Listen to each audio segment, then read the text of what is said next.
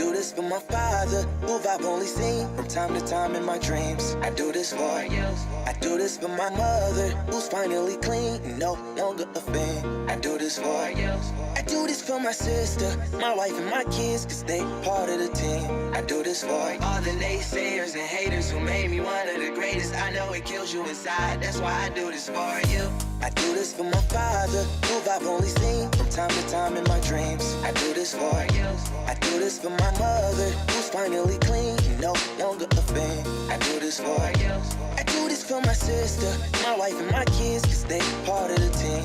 I do this for all the naysayers and haters who made me one of the greatest. I know it kills you inside, that's why I do this for you. I do this for the kids who sit a bit outside the mix, who maybe cope through humor just to fit in for a bit, who never let the world know when depression's setting in. To all of those who know you, that impression don't exist, and it ain't counterfeit, it's just a way to counter it.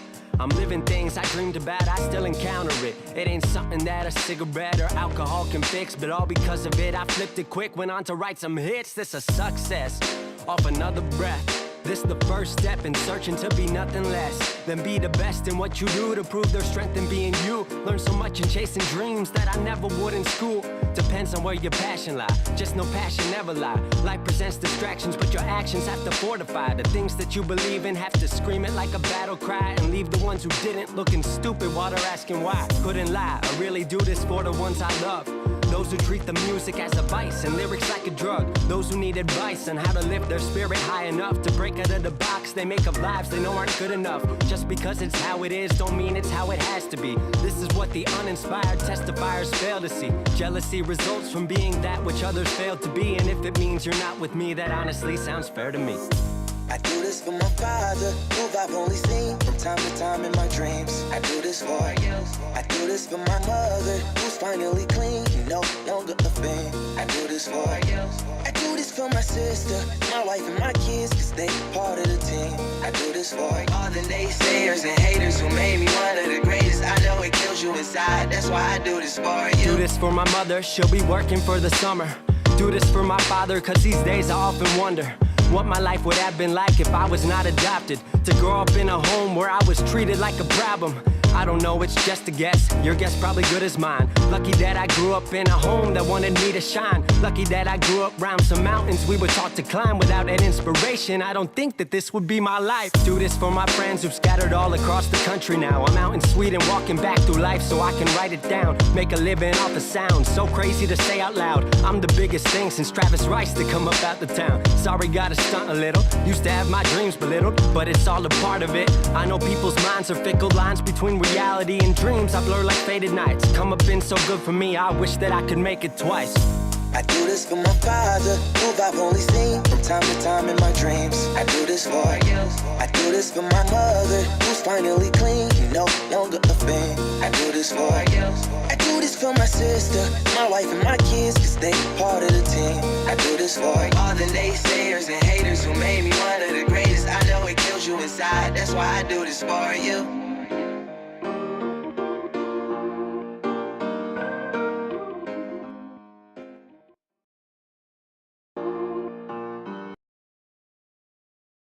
And shout out to you guys. Good evening. Hey, I'm going to keep the mic a little low tonight so we don't get too much distortion.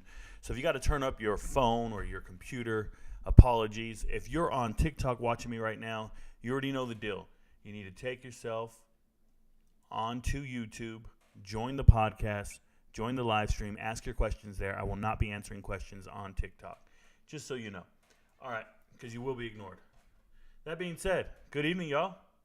Hey, it's Thursday, and I didn't even know it was Thursday. I didn't have a chance to update my ticker today.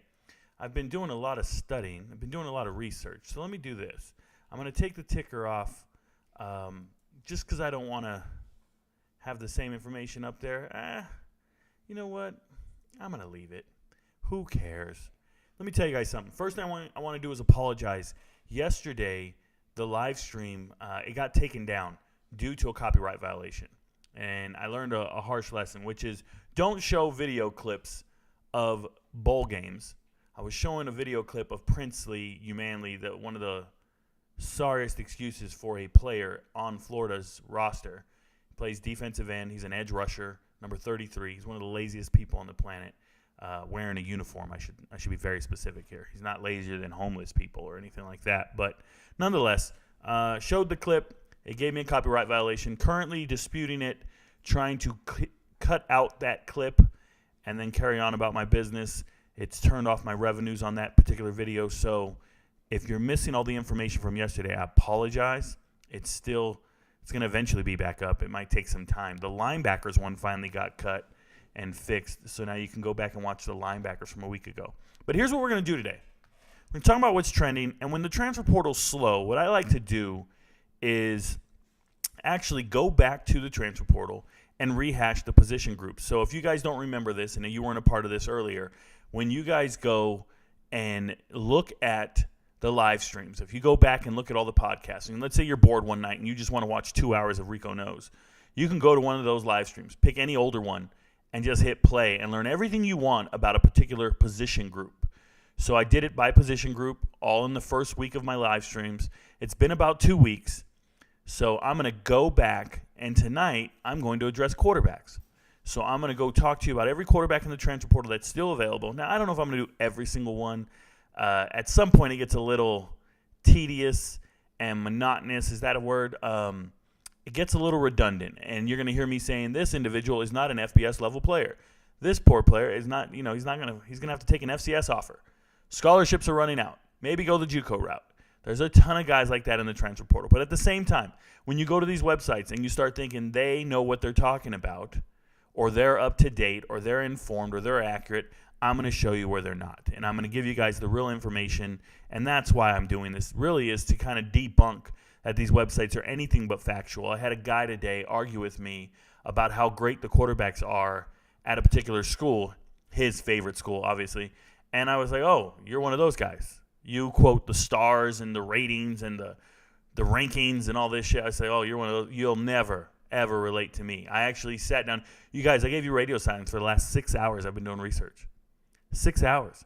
I've been doing research, data compilation, concatenating data or combining data and inferring conclusions. And inferring, if you guys didn't know what inferring means, to infer something means you come to a conclusion without any solid information, without any specific statement, So you can say, hey, I have come to the conclusion that this particular person lives an alternative lifestyle and probably has a partner of the same sex without them ever saying, yes, I'm gay. You can come to that conclusion and infer it just by paying attention to some of the things they do, some tendencies, maybe some places they go, some of their friendships, some of their habits. You can do that together. You can connect all those dots. And that's just one example. Another example could be, hey, I think this particular player isn't going the FBS level because I can look at all his offers, and none of his offers are of an FBS level, right? His offers are all FCS. So at that point, I can infer that his days of playing at the FBS level are numbered. I'll never see him again because, remember, I cover 133 FBS teams. I'm not concerned with what you're doing at the FCS level for the most part. If you're on TikTok and you're asking me questions, please, I'm not going to answer them. You need to bring yourself over to the YouTube. Move on over. Do I have an admin over there that can move all those people? Come to YouTube, ask me over here, and we're good to go. So that's just how we're going to get down tonight. So without further ado, I'm going to do the update on the transfer portal first. Then I'll get to the chat. We got only a few people in here. If you got questions, throw them in the chat. We'll go from there, and then I'll start talking quarterbacks. It could be a short show tonight. It could be a long one. Who knows? It is Thursday. But let's go rock it. So I'm going to shrink myself like I usually do, and we're going to talk transfer portal.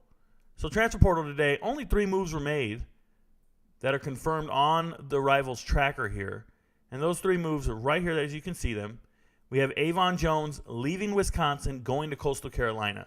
So Avon Jones at Wisconsin for 1 year. He was there for 1 year. And he's from South Lake Carroll, the Dragons. I think they play in a big stadium in Texas. Great team. I think they lost in the semifinals of the state championship or the state title game. Perennial power in high school. This is a 5'11", 180-pound corner. And he jumps in the transfer portal. Now, what's significant about this is 3 Wisconsin corners jumped in the portal. One of them signed with Utah State. The other one is Dean Ingram. He's still out there. Bobby Ingram's son. Bobby Ingram used to be the offensive coordinator at Wisconsin. Former NFL player. Played for like 10 years. And his son Dean is still out there and available. And then this is your other corner, Avon Jones. Now, here's the thing. Avion Jones going to Coastal Carolina doesn't surprise me. There's a guy. His name is Colin Wilder. And Colin Wilder used to play safety for Wisconsin. He was an assistant coach. He was like some random assistant on the staff. And he now works at Coastal Carolina. So go to Coastal Carolina, assess the players, and tell coach, hey, man, we need to go get this kid. I know this kid in the transfer portal. He might be better than the guys we got. So you get a young stud, kid with, I believe, 4 years of eligibility left because he only redshirted it that 1 year. And Jones did have another offer. Jones had one other offer to Texas State. And I thought he was going to take it because I know sometimes you want to take back Texas. Get a kid coming back to the state. But apparently he doesn't want to come back to Texas State, and he's going to Coastal Carolina. More power to him. Stephen Wynn, probably the best defensive lineman in the portal to this point that's left. And he's a defensive tackle. He's a massive man. And he's going to Ole Miss. And this has me convinced that these players don't care where they fit on the depth chart. They don't care where they fit in the grand scheme of things. Because Stephen Wynn could have went anywhere. Could have had a massive amount of playing time. But I think he just wants to rotate in the SEC, and he's going to do that. He's going to be part of that rotation. He's a great addition to Ole Miss's front seven. But they've got so many players in the front seven, it's insane. The guys who are leaving the school are prized possessions. And this is just Lane Kiffin, like he said, it's a business. Lane Kiffin said, it is my job to make every position group better, to just get better and better competition. It doesn't even matter if we have good players at the position. I'm going to bring another guy just to rock the boat. It doesn't matter. This is the NFL. I got free agency out here. I need to just get the best player possible. They went out and got Stephen Wynn Jr. That's a guy everybody was fighting for, and Ole Miss wins out. So Ole Miss loses the Keon Coleman sweepstakes, but they win in the Stephen Wynn Jr. sweepstakes. Shout out to them. That is a very stout man. Very big. 3 technique, I don't know. 1 technique, just pick a hole. He's plugging it. I'm letting you know now. Pause. And then we got Brandon Buckholter. Brandon Buckholter, been at Ole Miss for 2 years. I think he's 6'1", 6'2", 200 pounds. I've only seen him on film a few times. He only played special teams last year. Played a lot of special teams, but just special teams. And you know what the red flag is for me? Is when you're at Ole Miss as a true freshman 2 years ago. I know you're redshirting, but you can still play in 4 games. He didn't play in any games. When you're redshirting, you can still play in 4 games. Let me get some special teams in or anything. He never saw the field in 21. So I knew he was way down that depth chart. And then 2022 comes, and he sees the field here and there, but not a pass was thrown to him. Not a reception. A lot of special teams. So now you're going to UAB. Go play for Trent Dilfer. Now they have a hell of a running game. They have a hell of a running game at UAB. They got a great running back. They just lost McBride, but they're not going to miss a beat. They're going to have a 1,300-yard rusher this year. But their quarterbacks leave a lot to be desired. Trust me. I'm going to talk about them at length. So when it comes to the transfer portal, those are the only 3 moves today that are of significance that we're going to talk about. So it's a short show in that regard. So I will go answer your questions now. And then from there, I'm going to go to the transfer portal, and I'm going to pull up all the quarterbacks. And we're going to go line by line on quarterbacks, and I'll break them all down for you guys. But in the meantime, let's go see what's up in the chat. So if you are here on TikTok, you know the deal. Move over. Howdy, y'all. What up, John Shen? Welcome back, man. Good to see you. Jason Lipe, Jason Lipe, my man. Hope it all is well.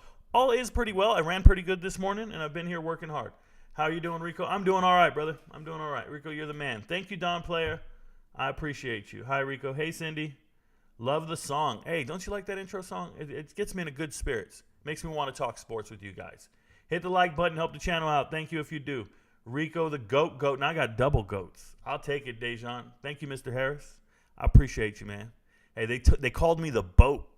They called me the boat this morning. They said I'm the best of all time. I'll take that all day. Good evening, everyone. Shout out to David Carr. You see Travis putting in work. Amir, all the time. I see him putting in work all the time. Christian Carter, Pitt State, Division II wide receiver, just got an offer from Texas A&M and Western Kentucky, also San Diego State. Yeah, Ryan Wilson, at the end of the cycle, when they start getting towards the end of their scholarships, they're looking to get anybody in that 85. And you're going to start seeing guys like this get offers. And schools got leftover scholarships, so they're going to be throwing them. Hopefully he picks one that's beneficial to him, one that works out for him. If I'm him, I'm going to Kentucky. I'm going to Western Kentucky. They throw the ball to everyone. They need 1 million receivers. I'm going to Western Kentucky. I'll let you know now. Raiders draft, Rico. Parker Wohl, I'm going in alphabetical order. Raiders are in Las Vegas. That's the 12th letter in the alphabet. I just got done with the Dallas Cowboys. You do the math. D is the 4th letter in the alphabet. We got a ways to go. Will Memphis go back to their winning ways? So GOAT 42, Memphis is going to have a really tough time winning this season. Memphis had some good transfers last year. Memphis had a decent roster, but losing Caden Pryor-Scoring, number 1 tight end. He went to Ole Miss. He'll be the starting tight end at Ole Miss. Losing 6 wide receivers to the transfer portal. They fired their wide receiver coach. 6 wide receivers hit the transfer portal. I don't know how you're going to win games when your entire receiving core just left you. Everybody left. 6? I can understand 2 or 3, the starters, they were, whatever. But all 6? Come on, bro. They got their work cut out. Memphis has their work cut out, to say the least. They're also in the American, so the American's loaded.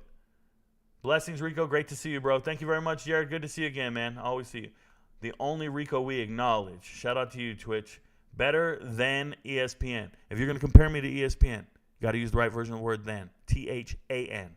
When comparing things, you go AN. When things happen after one another, EN. So I want to go here, then I want to go there. I want to eat, then I'm going to eat some dessert. That's THEN, because something's going to happen next. When you're comparing two things, THAN. Rico's better than ESPN. AN. You're bigger than me. You taste better than me. You know more than me. There it is. That's what I'm talking about, Big 21. We're going to get it right, guys. More yards this season, Weaver or Horn, who's leading the receiving, period. I don't know who's leading the receiving core, period. More yards this season? Give me yes. Give me yes. Yes is the answer there, Twitch. Yes. Packers draft review tonight, Rico. You already know I love the draft, but we're not going to do it tonight. We're not doing it tonight. You guys need to get a grip. Green Bay, 7th letter in the alphabet, G. I can tell you right now, H is before that. No, it's not. H is the 8th letter in the alphabet. Hi, Rico. Do you think Tulane is a playoff contender next year? No. I think Tulane lost a majority. Tulane lost 3 out of 4 defensive back coaches. Defense coordinator, defensive back coach. They lost a lot. Willie Fritz is their continuity, their head coach, but I think Tulane lost a lot. Okay, and losing Tajay Spears is not a joke. Losing Cam Carroll, the backup running back, not a game. It's difficult when you're Tulane. They had it all lined up perfect. If you guys don't know this, Tulane, when they won 4 games in 2021, the writing was on the wall how good they were going to be. Pratt was amazing, and all their losses were pretty respectable. I remember they won 4 games that year. First game of the season, they lose 40-35 to Oklahoma. Like, if you're competitive in your losses, you can bounce back. Shout out to Iowa State. They have a chance to do well this season after losing a ton of games last year. Pay attention to teams who are competitive in their losses. It's really easy for them to strike hot and be good the following year, just like Tulane did. But no, Tulane will not be a playoff contender next year. No, not happening, bro. Want to get into other levels of football, Rico? What are the best JUCO and Division II programs I should know about? So Henry Wise, I watch all the FBS schools. I pay attention to players who transfer into the FBS. I don't follow any other level of football closely. I obviously know all the FCS schools in the playoffs and things like that. But when I'm looking at JUCOs, you can pay attention to the JUCOs that make it to the national championship every year. It's about 4 or 5 different schools. So the JUCOs are easy. Division II, Grand Valley State, Ferris State, national champs, back-to-back years. So go up to Michigan and start looking at schools. Rico, how do you think Tyree Wilson will develop at the next level into a professional? What's taking Shane Hook so long to find a school? Does he have legit offers? Yes, he has legit offers. There's no reason to commit as soon as possible, Jay Shaw. You can't go to the school. You have to finish your semester at your current school, and you can't show up till the summer anyways. So it doesn't matter if you commit today or a month from now. It's pointless. It literally does not matter. It only suffices fans and coaches so they know how many scholarships they have left. Who cares when he commits? Shane Hooks can commit whenever he wants. It's not going to make a difference. It has no bearing on his team or his preparation or continuity and learning the playbook. None of that's true. Just so you know. What are your thoughts on Colorado State Rams? So my thoughts are Jay Norvell's great, man. He's flipping that roster. He did well in recruiting. He got 31 new players from high school. As soon as they lifted the cap from 25, he went to 31. Shout out to him. He's hit the transfer portal hard, gotten good players. I just like everything he's doing. I really do. He got the running back from North Dakota State. If you ever wanted to change the identity of your team, go get a Bison. Go get a North Dakota State running back to show up and carry the rock for you. You know, he's getting rid of players who don't believe in his program and the way he develops and builds, but he needs to find himself a Carson Strong, a Romeo Dobbs. He needs to find himself his home run threats and his beast. But Colorado State, I like what they're doing. I like the direction they're going. Remember, you got to keep it in perspective. Are they getting better than other teams in the Mountain West? I believe so. So how good will Travis Hunter and Shador Sanders will be? They're going to be as good as they're going to be there, GOAT 42. I try not to guess and predict the future in that regard. What are your thoughts on Charles Lester trying to clear up confusion? He named his top 3, but still taking a visit to CU. Michael Braswell, I give zero thought to recruits naming top 3, anybody doing it. I don't care. I say this every damn night. You guys come in here and ask me this. I do not care about somebody's top 3, 6, 7 trips they're taking. None of that matters. Show up to school. Go to practice. Be a part of a team. I can't sit here and do this shit all night. He's wasting energy talking about what a guy might do. What do you think about Nebraska? I don't. But I got you. Nebraska, I think they're in the right path. I think they're on the right pace. I think Matt Rule is recruiting Texas, which is a great flip the script type thing. If you look at last year's recruiting class, Scott Frost got one guy out of Texas. One player out of Texas. Scott Frost, who was the player? Richard Torres. Richard Torres was the only kid from Texas, quarterback. And he was injured his senior year. San Antonio kid. And he goes from Texas to Nebraska. Other than that, Scott Frost did not recruit Texas. Matt Rule is recruiting Texas. So I really like what Matt Rule's doing. He understands. If you want to be relevant at Nebraska, you cannot try to win and get all the Florida kids over there the way Scott Frost was trying to do with his UCF pipeline. Not happening. So shout out to him. It's going to take him a while.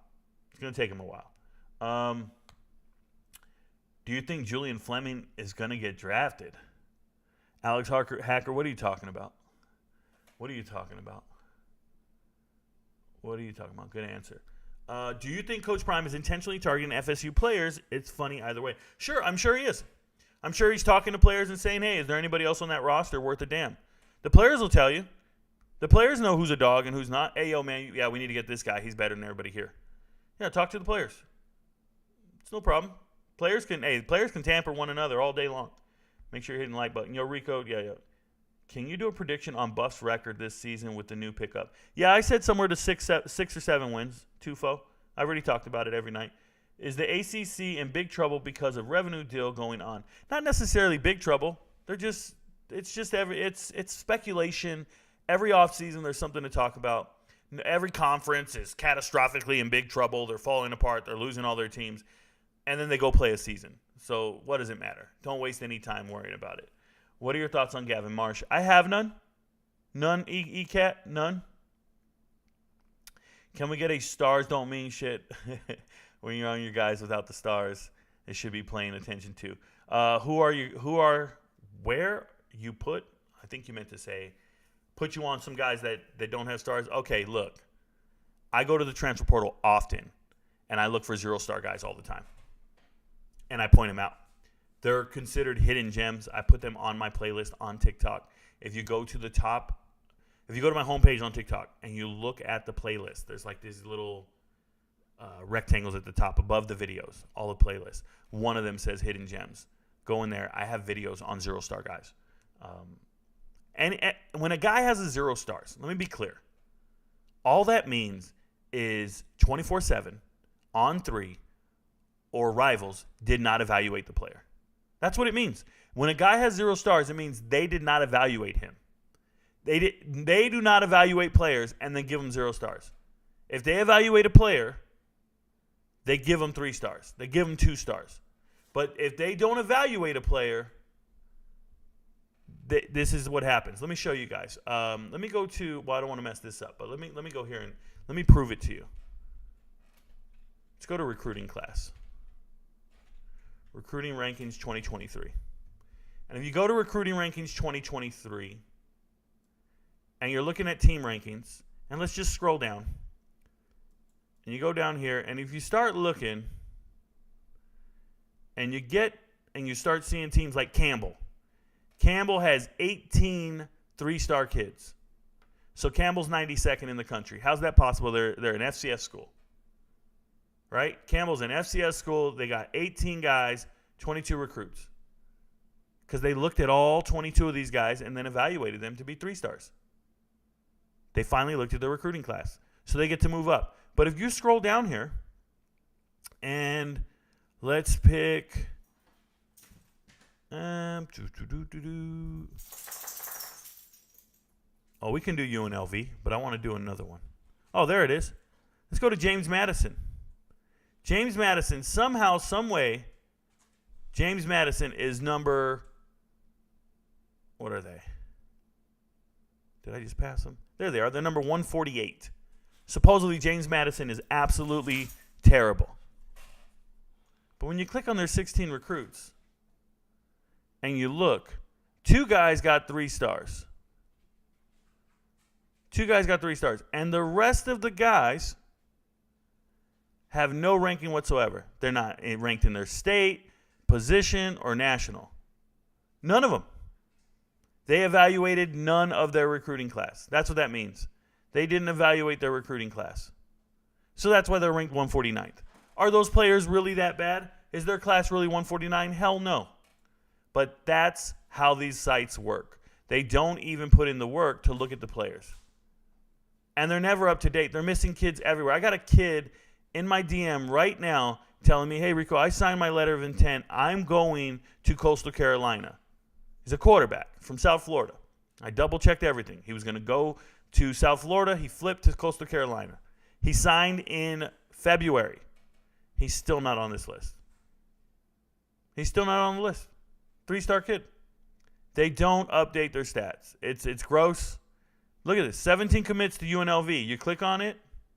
17 commits to UNLV. Bunch of stars. And then nothing. They didn't evaluate the rest of these guys. It's not that they're no-star kids. They didn't evaluate them. Because Darian Jones down here, this running back, I did a video on him. Darian Jones went to an undercamp. Darian Jones, look at this. Let's go Darian Jones. Check this out. He went to a UC camp. Darian Jones, running back. He went to an underclass camp. Somebody's got to have a story on it. He was the MVP. MVP of UC camp. I'm going to find it. Top performers. There it is. So you're telling me he's a 0-star kid, but he beat out, when they go to running backs, where's the poster? There's a picture. Well, there's Aeneas Williams. He went to Notre Dame. But I know Darian Jones beat him out. Darian Jones. Jones split the MVP running back award with Edwards. Okay. A lesser-known back right now, has good size and can run routes and catch the ball for his size. I'm telling you, this is not a 0-star kid. He got MVP at the damn camp in Kansas City. But they ignored him. Here we go. I bet it's on here. The UC report. I bet they got a picture of all the top performers. They got to. But that's my point, is you go to these camps, they get your name, they get a picture of you, and then they don't put the stars on you. It's just lazy. So, anywho, I could show you a bunch of 0-star guys, but they're golden talent. They're a beast. They're beasts. Let's go back up. Rico's the best dancer on TikTok. You're damn right. Thank you for knowing that, Elric. I am literally one of the best dancers on TikTok. I would say there are better dancers than me, professional dancers and whatnot. But the average person, you walk into a nightclub or something, yeah, I'm better than anybody at any nightclub, anywhere. anywhere I go. That's just a fact. What's your UNC record prediction for next year? Coop, not good. I see them having a down year. It looks like the ACC were lying about having high revenue sharing, yet ACC schools are trying to leave, have better revenue sharing. Yeah, so this story came out like months ago. Florida State said they wanted more money. They wanted more sharing of it. This is not news to me. This is not anything new. Rico, what are your thoughts on Oregon's running back room? I think it's the 16th best running back room in the country, if I remember my rankings correctly. I might have moved them to 15 because Houston lost McCaskill. So they're in the top 15. They're pretty good. How about some Texas A&M? How about them? What do you want me to say, Ruben? You didn't ask a question. Is Vandy football will actually to a good team? I don't know what you're saying, GOAT42. Vandy football is doing the best they can with what they have. The best they can is schedule really easy out-of-conference opponents and get their face smashed in every single year in the SEC. Stability, Coach Rule believes in, not giving up the kids that have potential. So, Mike, there's something else Coach Rule believes in, which is hiring high school coaches to be position coaches on his staff. He gets some of the most accomplished high school coaches and puts them on his staff. It helps with recruiting. It helps with pipelines. It's everything. It's what he did with Joey McGuire, the current head coach at Texas Tech. He was a high school coach. He moved him to linebacker coach. And then when he left to the NFL, Joey McGuire got hired by Texas Tech. But he hires high school coaches on his staff. It's a really good move. Most guys don't do it. Do you think Fleming is an NFL receiver and will eventually be a draft pick is what I meant. Yeah, I don't ignore people's final year in college. I don't ignore productivity. I don't ignore what they're going to do on the field. So I don't make predictions like that is what I was saying. How about some Texas A&M football updates? Ruben, go on my TikTok, search Texas A&M, hashtag Texas A&M, and then put a space, hashtag transfer portal, and you have all the updates you need. Enrico, we trust. Shout out to you.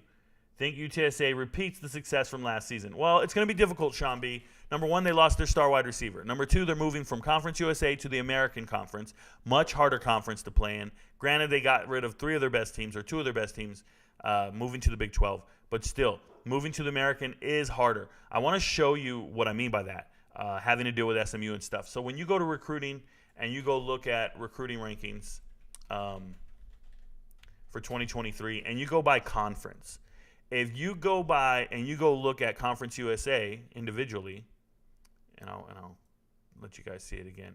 So when you go look at Conference USA individually for recruits, obviously UTSA is number one. They were the number one recruiting class in the Conference USA. But when you look at the points of this class, it says 187 over here. The next closest team is 162. And now this is all that star rating bullshit. I really don't care. But let's just put some value to it. 187 right here for UTSA. So they dominated the conference they were in with 187. But if you move them to the American with that 187, they're instantly third. They're instantly third. They're behind UCF and Houston. Now, both UCF and Houston went to the Big 12, so it doesn't matter. But now there's not that huge gap, 187 to 160. It's not there anymore. Now you're looking at 185 for Memphis, 180, 174. And we already know SMU got an amazing transfer portal class. Memphis has a good one. East Carolina's getting better. You know, Tulane's got continuity in their coaching staff since he's gone. USF's terrible. Temple's got a good quarterback. Tulsa's legit. Remember what I'm telling you guys. Tulsa's all right. And then Navy's trash. But in the American, and there's some other teams moving over to the American from Conference USA. I think UAB's moving over, if I remember correctly. And Liberty, Charlotte. So it is what it is. But all I'm saying is UTSA, recruiting-wise, is in a much more level playing field. It's not going to be easy to dominate it, but I can see them playing well. I like Frank Harris a lot. I think he can make up for a lot of mistakes.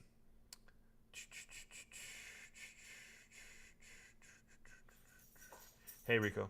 Do you think Drake May takes a step back in production after losing? Could it make additions for it? Yeah, so Bob Dylan and I have already been over this many times. Yeah, he's going to lose. I think he loses production. He lost his offensive coordinator. Obviously, his top two targets.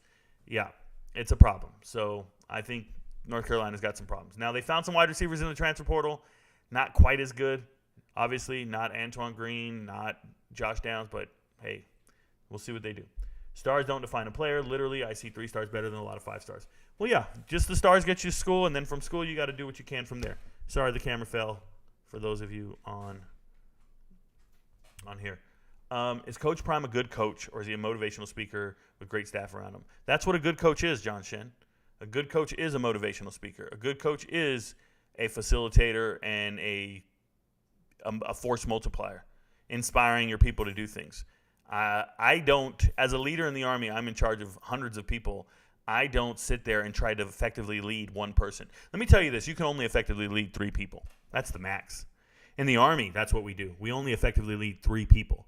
If you're a young private, 3 of you make up a team, and you answer to your E4, corporal, E5, whoever, and that's your team. And then 2 teams, and the team leaders answer to the squad leader. Squad leader can only effectively lead 2 to 3 people, so he leads the 2 E5s, and then they lead everybody else underneath. And then there's a platoon sergeant, and he can only lead 2 to 3 people, so he leads his squad leaders, only talks to the staff sergeants. You don't want that E7, sergeant first class, senior NCO, with every single private trying to effectively lead them. It's not effective. He can't even relate to them, doesn't know what the hell's going on. He's spreading himself too thin. It's not where it needs to be. And then you got the first sergeant. First sergeant doesn't talk to everybody. Well, he greets everyone in the morning, yells at everybody, whatever. But in the vast majority of it, you're effectively leading and mentoring the platoon sergeants. Only them. Trying to find your next replacement. Sergeant major only talks to the first sergeant. Yes, you greet others, but you can only effectively lead so many people. So it's delegation. It's decentralized leadership, and it's delegation. So on an NFL team or on a football team, you do the same thing. You have position coaches, and they effectively lead the players in their group. But those position coaches are all led by their defensive coordinator. And the defensive coordinator leads everyone. And then the head coach leads the coordinators. He doesn't try to lead the position groups. He doesn't try to lead, Deion's a corner. He's going to teach all the corners how to play corner. No, he's not. He has a defensive backs coach for that, and Kevin Mathis. He doesn't even try to teach Kevin Mathis on what he needs to do. Charles Kelly will give him his guidance, and we go from there. So it's decentralized leadership. It's delegation. It's important. It's what head coaches do. But you don't sit there and try to micromanage everything. What you do, though, is be a detail-oriented leader. It's totally different. So is Coach Prime detail-oriented? I believe so. Does he motivate and speak? Yes. Organizing and keeping everything going is much more valuable than being the guy teaching someone how to backpedal. If I ever saw Coach Prime teaching someone how to backpedal, he's failed at his job as a coach. People don't understand. The value of a coach is not to sit there and teach someone how to catch a ball. That's not what that is. No. Your position coach will teach you the fundamentals of your position, but somebody else is teaching him what he needs to implement week to week, depending on the adjustments in the opponent. And then coaches dictating to them what needs to happen and to what degree. So there's just varying levels to this stuff. A good example is when L.J. Dixon was playing running back for Clemson. And he wanted to play, and L.J. Dixon was a running back, and he got in an argument with his positions coach. And he tried to go tell Dabo, hey, I want to be on the field. His positions coach was C.J. Spiller, running back coach. No one was going to tell C.J. Spiller, hey, when they said, C.J., give us a running back, he gave the running back he trusted. And it wasn't L.J. Dixon. And Dixon transferred, and he's not on the team right now. But nobody was going to trump C.J. Spiller. Dabo wasn't like, let me pick the starting running back. No. Hey, you tell me which running back is performing the best this week. Tell me which running back is best prepared for this opponent we're playing. I trust that you're going to give me the best running back for this particular play. And Tony Elliott was the offense coordinator at the time. He was like, hey, man, whatever my running back coach decides. I'm not sitting here telling him who needs to start. Position coaches, they determine who gets their numbers first. In spring ball, it wasn't Deion going, hey, that guy works really hard. Let me give him his number. It was a position coach. Decentralized leadership. Essential to being successful as a coach. Thank you for the tip, man. I appreciate you. Just saw it, Mike. Thank you very much.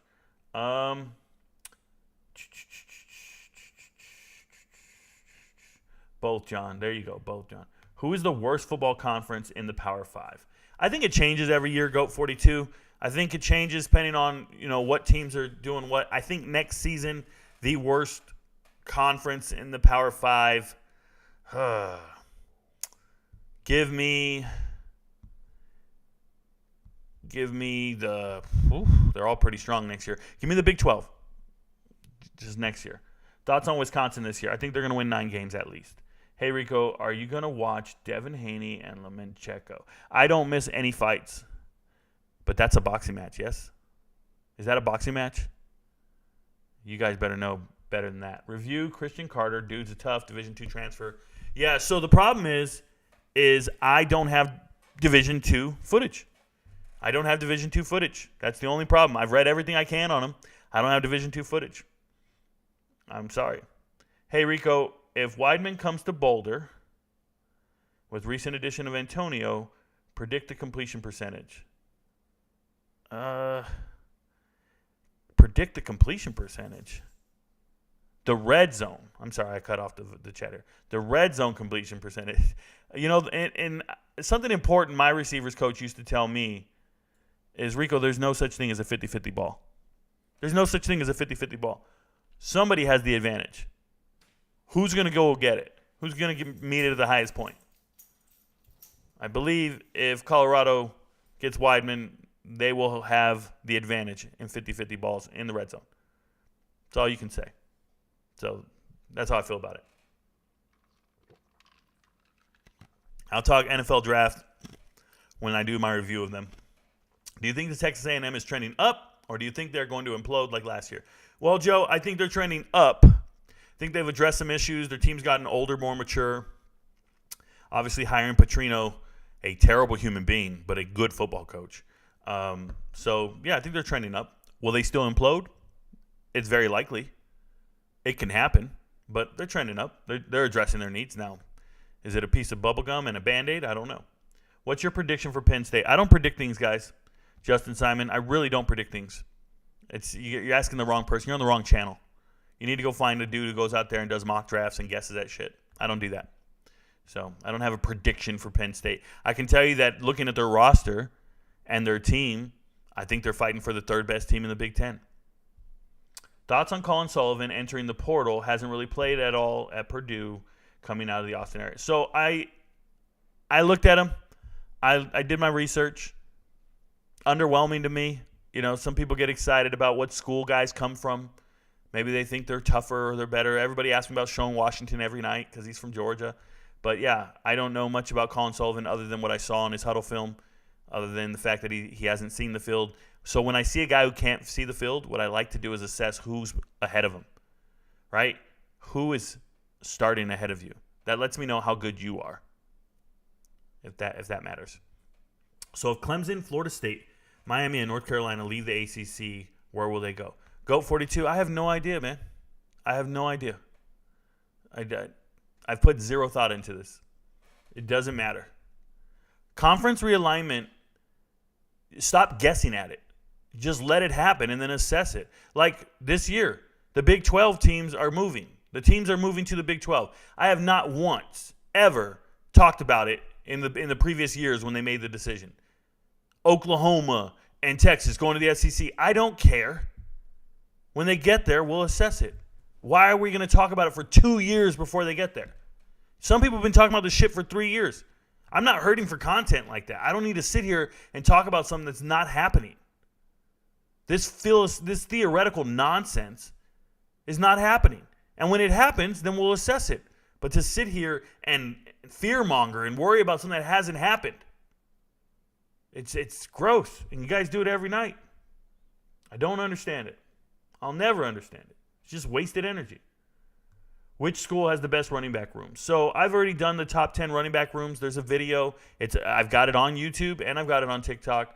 I did the top 10 running back rooms. Some things have changed since then. But number one for me, running back rooms, I think I put Michigan, but Ole Miss is number 2, and it's really close.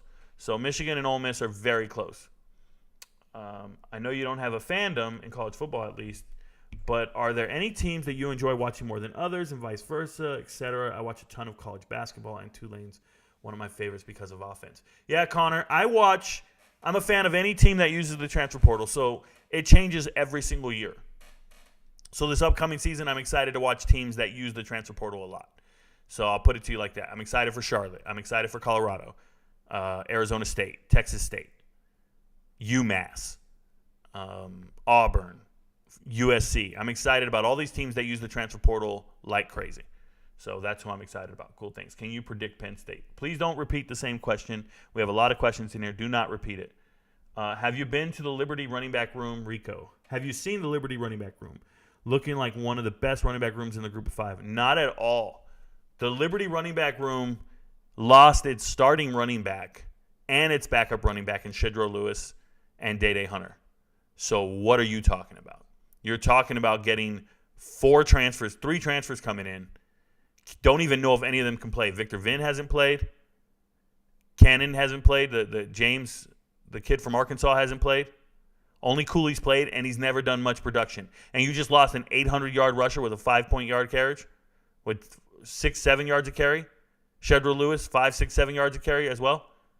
You're telling me you lost 2 real production guys for 3 hype guys, 3 hopeful guys? It is the exact opposite of best running backs in the group of 5. It is not where it's at. That's how I feel about Liberty's running back room. I study teams. You guys just sound like fans. It's crazy. Alabama versus Texas will be the best game all season because it's 7 p.m. game at Denny Stadium. What are your thoughts? Yeah, GOAT 42. I don't know. GOAT 42, I got a question. You've asked me about 5 questions now. All of them come across like you're in middle school. I got to know, man. Are you in middle school? I need to know. You come across as middle school, high school at best. Just be real with me. How old are you, GOAT 42? Just give me a number, bro. Because there's just no way we're going to sit here and try to predict the game of the year. Best game all season last year was in the FCS playoffs. FCS playoffs. Sacramento State, Incarnate Word, semifinal or quarterfinals of the FCS playoffs. Best game of the year. You guys probably sit here and talk about Alabama and Tennessee or the Georgia-Ohio State game in the playoffs. We just have a different level of understanding of football. I watched an incredible game, FCS. I'm not going to sit here and do this. Haters going to hate on Coach Prime. Never hear that about Saban and others. So I don't believe that's true at all, Robert Morris. I believe a lot of people hate on Saban, but you're probably not involved in those discussions or those circles. I think a lot of people hate Nick Saban. They're probably Georgia fans and Auburn fans and LSU fans and SEC homers. But Jimbo Fisher gets it worse than Coach Prime. Last year, Jimbo Fisher got it much worse than Coach Prime. It's just new hate. That's all it is. It's just new hate. You guys don't like it. A lot of people are pulling the race card on this one. I don't think that's what it is. I think there are coaches. Lincoln Riley's gotten hate saying he can't win the big game. Jim Harbaugh got hate for 5 years because he couldn't beat Ohio State. You guys are just victims of the moment. You're just sitting here going, oh, my God, everybody hates Coach Prime. I've never seen anybody hate Coach Prime like this. I've never seen anybody hate a coach like this. I've seen 100 people hate Charlie Weiss and Brian Kelly, and I've seen them hate everybody. Are you kidding me? They're chanting Sark is a drunk, and they want him fired. They hate Lane Kiffin everywhere he goes. You can't hate Saban anymore. He won too much. Now you can't hate on Saban. But coaches, man, Greg Schiano got fired from Tennessee before he got hired. They wanted to hire him, and they said, oh, no. He once passed by Penn State when they were molesting kids, and they fired him. And they protested. I've never seen anybody get hate like that. The man lost his job before he ever got it.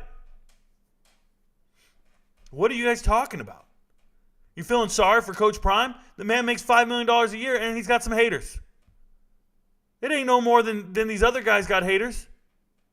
I just said Petrino's a terrible human being because he cheated on his wife and crashed a scooter and hired a damn co-ed. But I know dudes, Hugh Freeze was hiring hookers with the company credit card. And you think everybody's got beef with Coach Prime? Like you've never seen it for other coaches? That's absurd. That's absolutely ridiculous. They hate coaches everywhere, and they all get it. And it's unjustified sometimes. Coach Prime, the hate is unjustified. Yes, it's not. There's no reason for it. But don't get it twisted. Everywhere I go, I got to hear about Jimbo Fisher being on the hot seat. And so was Harbaugh before he started beating Ohio State these last 2 years. And there's people that don't even like Ryan Day right now. Oh, he inherited Urban Meyer. How do you think Urban Meyer feels? What about Billy Napier down in Florida? Do you know what they say about Billy? They call him Sun Belt Billy. There ain't a move he can make anybody likes. They all question everything he does. Oh, Rico, they'll never win. They need to get rid of that guy. He don't even know how to coach. He da-da-da. All right. They just don't stop. They hated Les Miles. They hated Coach O. Dude won a national title, was out of job 2 years later. It's crazy, bruh. Imagine winning a national title, losing your job 2 years later. Everybody hates everybody. It's college football. Robert Morris, they don't run their mouths, are busy coaching. LOL. Just kidding. Yeah. You guys are talking to each other. Yeah, agreed. They're so hard up on Coach Prime to fail, it's ridiculous. Yeah, there's fans hard up for everybody to fail. Trust me. There's dudes in Philly right now hate Chip Kelly. They hate Chip Kelly. There's dudes in Philly right now hoping Chip Kelly's unemployed. It's nuts. No personality doesn't mean they are busy coaching. Thoughts on Nebraska next season? I already said I think they're going to be good. I hope they win 7 games, but they could also win 2. Who's going to start at quarterback for Wisconsin? Nick Evers has never thrown a pass in college. What are you talking? No, Nick Evers is 0 for 1. He has 1 incompletion in his life. He's never completed a pass. Marcus Stewart, why do you guys put value on guys who have, just because they were a 4-star quarterback? Tanner Mordecai started his career at Oklahoma. This is an Oklahoma quarterback. And he transferred out of Oklahoma because of a guy named Caleb Williams. Caleb Williams is the reason Tanner Mordecai left. And Spencer Rattler. So he goes to SMU. He's a Davey O'Brien semifinalist. What the hell are we talking about? Nick Evers is not going to see the light of day. There's no quarterback battle in Wisconsin. It's Tanner Mordecai, and we'll see you next year. Nick Evers and Braden Locke. And Braden Locke's going to probably beat him out. Why isn't DJ Ungalele in your top 10 transfer quarterbacks? Because I don't think he's going to start, Swarm. I don't think he starts for Oregon State. I think he's getting beat out. And even if he did start, he don't belong in that top 10. Look who's number 10. He's not better than number 9. He's not better than Sam Hartman. I have Sam Hartman at 9. He's not better than Sam Jackson at 10. Sam Jackson is the bona fide starter at Cal. He has his tape all up on Twitter. Ian? Okay. Which game are you excited for this season? There's a ton of games I'm excited for. Goat 42. Goat 42, you're 19. Okay, I knew it, bro. Are you in Alabama? Are you in West Virginia? Because 19 means you're still in high school. Alabama, West Virginia, 19, you're still in high school. They're raising the drinking age in Alabama and West Virginia to 25. Because they're trying to get alcohol out of the high schools. They got to raise it to 25. A lot of haters wake up every day to find something wrong about Prime. Fair enough. Do you think Drew Allar has potential to be the best Big Ten quarterback of all time? Justin Smith, I think Drew Allar is not a very good quarterback. He's not a very good quarterback. No. He's not the top 10 Penn State quarterbacks. Is Caden Salter going to start for Liberty? I believe so. I believe he is. Swarm, I believe he is. Yeah, I don't care. They believe in him as well. Whew, let GOAT 42 be great. Shout out to him. With the addition of Alton McCaskill to the running back room, is Colorado back room? No, they are not top 10. No. My top 10 has running backs that have rushed for 1,200 yards already. Like Braylon Allen was not in my top 10. Wisconsin was not in my top 10, and they could have very easily been in the top 10. Notre Dame wasn't in my top 10. You're not going to get in the top 10 with some dudes who've never played running back, i.e. Dylan Edwards. You're not going to get in the top 10 with true freshmen in your top 3. Like, in the top 10 for me, go look at USC's running back room. It's 3 dudes that could start anywhere. Go look at Ohio State's running back room. It's 3 dudes that can start anywhere. Like, the backup running back at Ole Miss is Ulysses Bennett the fourth. This dude rushed for 1,000 yards while at SMU. This is not comparable, guys. You guys are talking about a bunch of, like, potential. Bona fide players are the real deal. Do you think Jacoby Criswell can be a good starter at Arkansas? Yeah, next year. I think Jacoby Criswell's a good player. He'll be the starter next year. People are hating on Coach Prime. They are coaches people actually hate. There's a difference.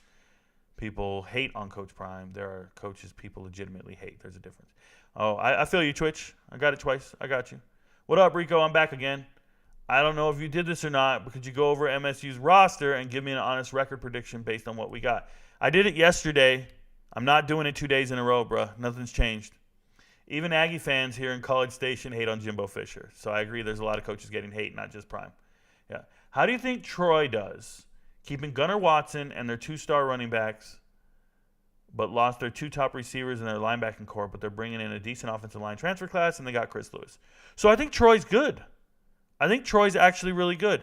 You're saying they kept Gunnar Watson? Give me a second here. Why am I under the impression? Am I talking crazy?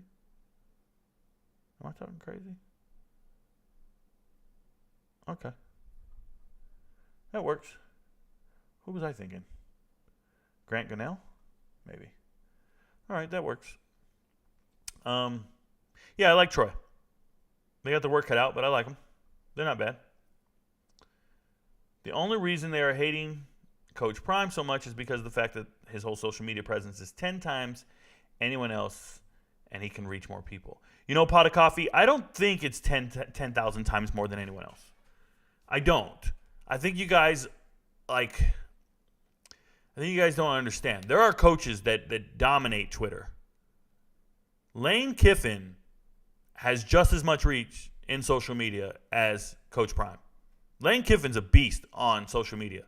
And that's why Ole Miss keeps winning these recruiting battles. That's why when you see the best defensive tackle in the transfer portal and it's Stephen Wynn and he's going to Ole Miss, it's because Lane Kiffin wins these battles right here. This is not a game. Like, Ole Miss is winning recruiting battles big time. There's levels to this. Coach Prime is new to it. He's here. He's relevant with certain demographics and in certain geographical areas. But Lane Kiffin is not a game when it comes to social media. So, no, he's not 10,000 times. Sometimes I don't know if you guys know stats. To be fair, some coaches deserve the hate. Yeah, Justin Simon, I believe criminals deserve the hate, not just because you don't like the coach. You'll never hear me say anything negative about a coach unless he's a bona fide criminal. That's it. You hit your wife. Yeah, you steal something from the university. I don't know. What's up, Top? Any intel on transfers to Colorado? None right now. Facts, Justin Simon. Since Florida State got the wide receiver Keon Coleman from Michigan State, will that help the offense a lot? GOAT 42, it will help them immensely.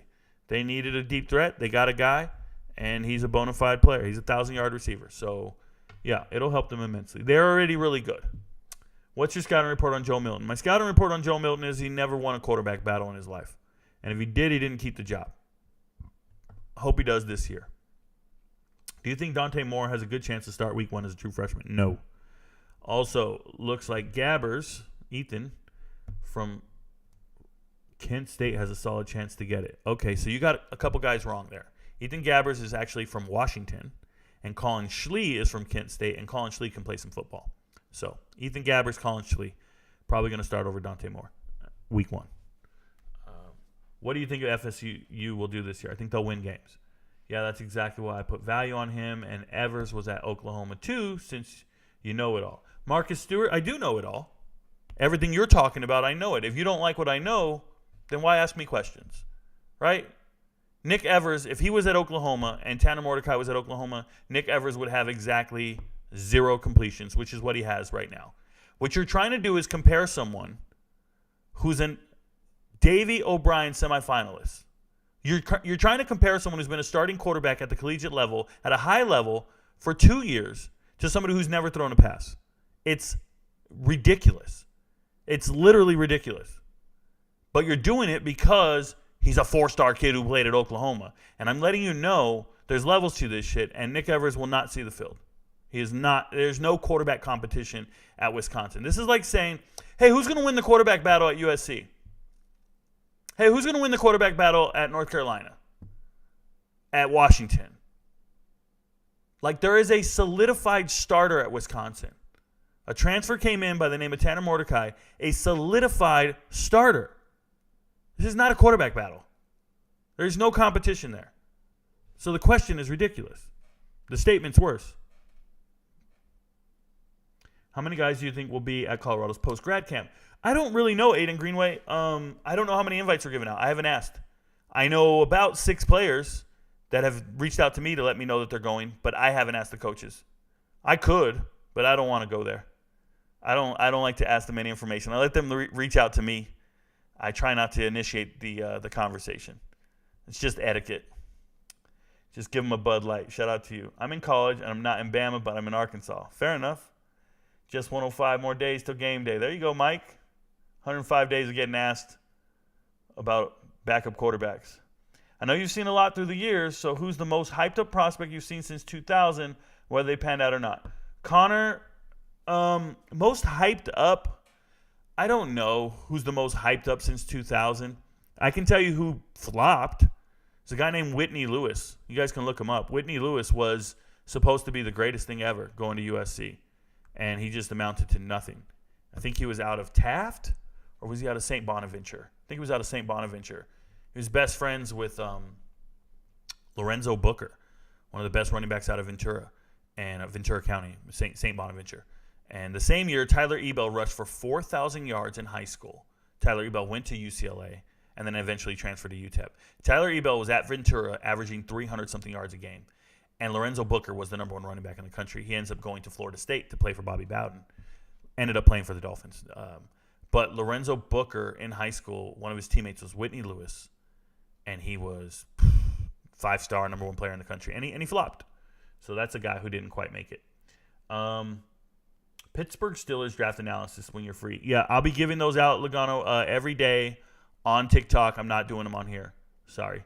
So Edwards wouldn't have started at Notre Dame before he flipped. No. Dylan Edwards would have not been in the top 3 running backs at Notre Dame. There are 3 running backs at Notre Dame better than Dylan Edwards. Edwards would have never seen the field. He would have been a redshirt this year. I don't think he would have never even seen the field at Notre Dame this year. Derek Brown, any good, just committed to Texas State. I'd have to double check to see if what we mean by any good. I owe you an answer on that. Criswell over KJ Jefferson. No, KJ Jefferson's going to the NFL. Criswell next year will be the starter because KJ Jefferson won't be there. Too boring in Alabama, LOL. Why isn't UTSA moving up a conference with the recent success? Because it's just recent success. They're moving up a conference. They're moving from Conference USA to the American.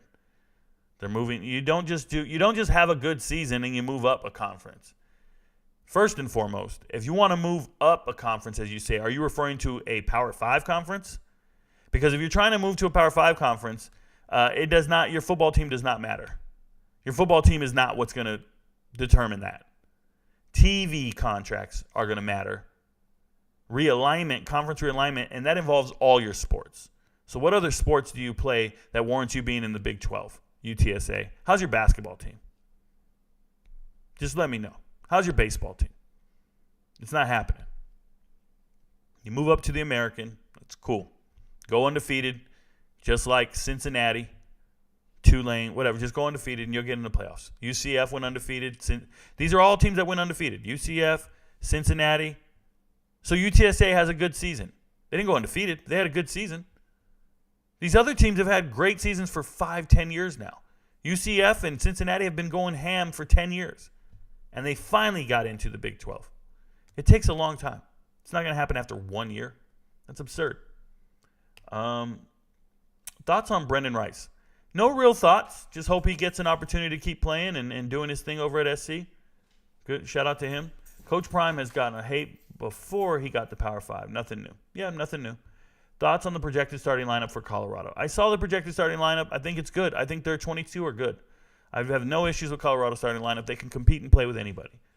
Speaking of Oklahoma, will V be second year at Oklahoma is crucial year for them. Yeah, I really like what they're doing at Oklahoma. If you wanted to see them take the step forward, all you had to do was watch their bowl game. Their bowl game was against Florida State, and they barely lost. And everybody says Florida State's a top 10 team. And everybody's high on Florida State.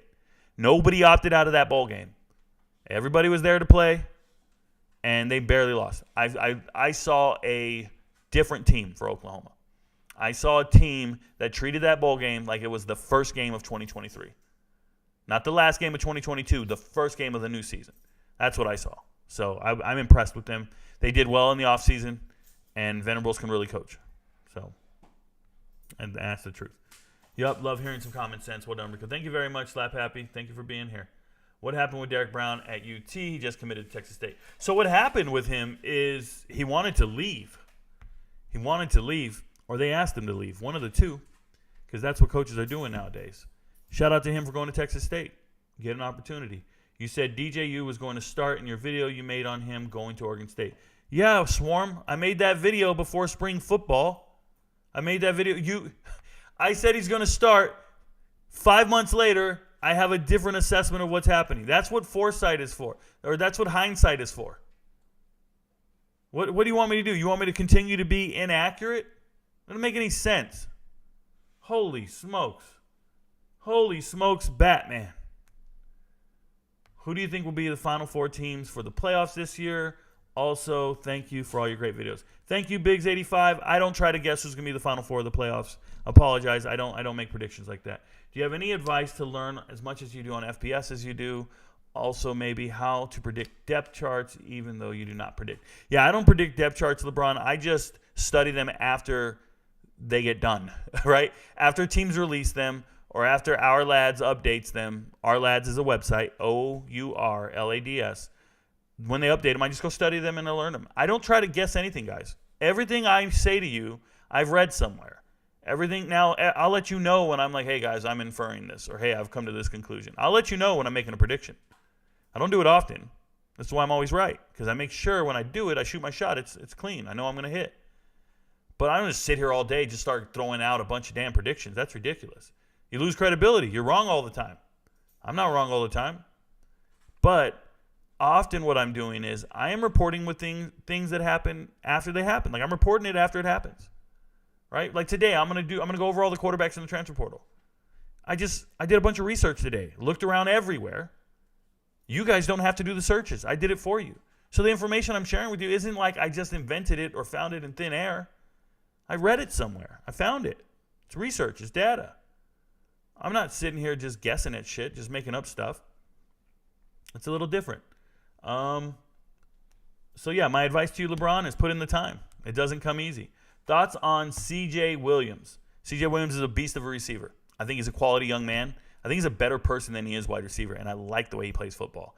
I like C.J. Williams a lot. It's unfortunate, man, when you're at a school and they keep recruiting your position like you're not there, that's a problem. They keep signing guys like you're not there. That's what happens. You know, there's beautiful women in this world, and they're dating a dude, and that dude keeps flirting with every girl he sees. And no matter how good you are as a woman, no matter what you look like, no matter what you bring to the table, what you offer, that dude just keeps moving and keeps finding new pieces of ass everywhere he goes. At some point, you just got to leave. And you know you're good, but you're too good for him, or he just doesn't want you. You just got to leave. That's the way it is with C.J. Williams. That's the way it is with a lot of these players. They're on teams right now, and these teams just keep bringing in players. Defensive linemen, it's happening right now at Ole Miss, right? So, UTSA sucks at every other sport. There you go. That explains that. Mizzou prediction this season in football. I predict they're going to struggle. You're out here looking for a quarterback, and you lost your best receiver. You're doing the best you can, but you lost a large portion of your front seven. Hiring a new offensive coordinator is always difficult, especially when it's Kirby Moore, brother of Kellen Moore, former wide receiver at Boise State.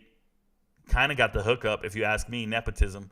He was getting a hookup from Washington, Boise, and Fresno State, and now he's in the SEC. We'll see if he's ready. Maybe he's a genius. Maybe he's a genius like his brother. Who knows? What are your thoughts on Aeneas Smith? I know he's coming off injury from last year. Yeah, he's supposed to be fast. He's supposed to be fast. Supposed to be athletic. That's all I know. Thanks, Rico. Was never trying to disregard your knowledge of the game. Everyone here has their own opinion. Thanks for the videos every day. No problem, Marcus Stewart. Sometimes I get a little passionate, guys. Don't take it personal. I'm passionate about the topic. I'm here to talk to you guys. That's it. Don't take it personal. You're good. What about Penix? You know, most of the times when I'm reading these, I don't even read the name of the person who sent it. So I don't hate you individually. I don't know who said the question. What about Penix as the most underrated quarterback in the country, or who? So Penix was second in the country in passing last year. How the hell is he the most underrated? Second in the passing. Second in passing in the entire country? Come on, man. The most underrated quarterback in the country is Jack Plummer, and you guys are going to pay for not knowing who he is. Jack Plummer, starting quarterback at LSU this year, was at Cal last year, 3,000-yard passer. Cal won 4 games. In a losing season, he threw for 3,000 yards, 21 touchdowns, 9 interceptions. That's a really good touchdown and interception ratio on a losing team. Trust me. I see a lot of losing teams. They don't throw that well. So most underrated quarterback, give me Plummer. Jack Plummer, Louisville. KJ Jefferson is still on the Arkansas roster. Yes, he's the starting quarterback. Next year he won't be. The following year he won't be. Not holy smokes, man. What do you want me to say? I don't want to curse. Come on, Michelle. I don't want to curse. Arkansas fans are here. Y'all better beat Bama. Is Smoke, the running back from Kentucky, still going to Colorado? That's what it says, Ivo. That's what it says. He's committed. That's a great explanation for C.J. Williams. Thank you very much, Marcus Stewart. Oh, we got Superman, Batman, holy smokes, Batman. There you go. Damn, Harrison Bailey was supposed to be amazing at Tennessee. And that's my point, Coop. If you read anywhere, they go 4-star SEC transfer, 4-star SEC, and this guy can't play football. Couldn't play at Tennessee, can't play at UNLV. Obviously can't play at the FBS level. But 4-star SEC transfer. It's ridiculous. How often does our lads update? So I don't know, LeBron. I don't know, but they're not up to date. Hardly ever. They're hardly up to date. What they do is, so there is a 2023 official, I think it's like SF Sports something. There's an official depth chart released by every team before the season. Our lads just takes that depth chart and puts it onto their website. That's all it is. But there's errors there all day long. I mean, there's guys on those rosters that aren't even at that school anymore. It's nuts. I'm not worried about Arkansas, Bama going to destroy the SEC anyways. Okay. How did you know that the Army career path was for you? Did you have family that was enrolled? Sorry if you've already answered this question. So, Connor, growing up, I knew nothing about the Army. I knew my uncle joined the Army at one point, but I have 26 aunts and uncles, not including their spouses. I have a huge family. I didn't ever talk to them about the Army. I knew nothing about the Army when I joined. Nothing. I didn't know there was officers and enlisted. Like when I joined the Army, I thought I was going to play football for the university. I was like, hey, I'm gonna go play football for the Army. And they were like, yeah, practice is here, da-da-da-da-da. But they were talking about like an intramural league. And I was the MVP of every intramural league I ever played. You just play against other soldiers on the base. And I'm like, no. I need to be playing on Saturday on TV. They're like, oh, you're not an officer. You're not at the university. I'm like, oh, what the hell am I doing? So I became an all-Army fighter because, hey, I'll just go. I did want to be an athlete. I did want to be an all-Army athlete. But I was like, why am I here? What is this? I didn't know. I was ignorant about the Army. All my brothers and sisters were in the Army, though. I never talked to them. They joined the Army. We never talked. I didn't care to talk to them. I was busy living my life. So when I joined the Army, I just put my head down. I didn't call home. I didn't call home once. I didn't write a letter. I just did a lot of push-ups and ran. I was just focused on me being the best. And my first year, I was the Soldier of the Year for the Army. Soldier of the Year. I remember calling my dad to come to the banquet just so you could see me win Soldier of the Year. Like, yeah, I won Soldier of the Year, Pops. Here's my big trophy. Here's my sword. I sent him this sword with my name engraved on it that I won. A huge sword. He just gave it back to me 2 years ago. I didn't see it for 17 years. But that's a whole nother story. So, yeah, knowing the Army was for me. When I won Soldier of the Year, I was really motivated. It's always paid me really well. I had a different path than everyone else. I got promoted really fast. I've always been in charge. I've always really excelled at leading men and women. So it was natural. I mean, if you guys have seen my speeches I have them on this channel, on the YouTube channel. Scroll down. Go through all the sports stuff, but scroll down. You'll see my speeches to my young soldiers. My promotion speeches, my change of command speeches, all my stuff. You can just go see it, and you'll see that it's a very natural thing for me, talking to people. So shout out to you for the question. I knew it was there. I knew it was easy, and I did it. And I got the T-shirt. I'm good. Next question.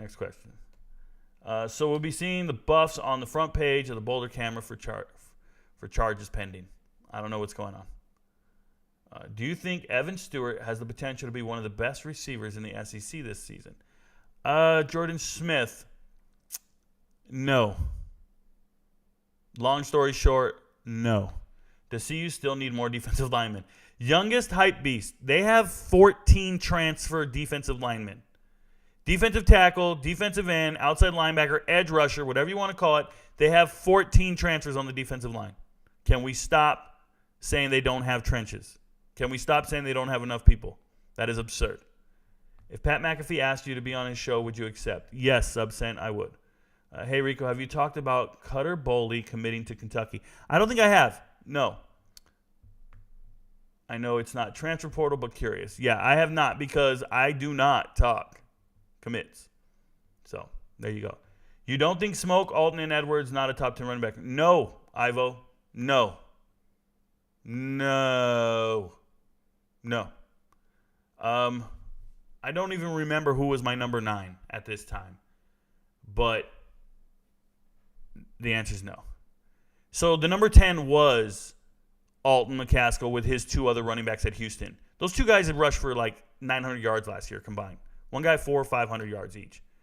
Smoke has never done that. And Edwards has never touched the ball. No. True freshman in your starting lineup, true freshman in your 3 deep, you're not the best running back room in the country. None of them. There's a kid named Baxter at Texas right now. I don't give a shit. He's a true freshman. You're not in my top 10. Braylon Allen and Chaz Maluki, whatever his name is, Chez and Braylon, they combined for 2,000 yards. They weren't in the top 10. Oregon wasn't in the top 10. Go look at their room with Bucky Irving. Notre Dame wasn't in my top 10, and they had 2 guys. One guy had 900 yards, one guy had 800. Logan Diggs, best running back at LSU next year. Second best running back at Notre Dame. They weren't in my top 10. Badges, they were definitely top 15. They were number 12, actually.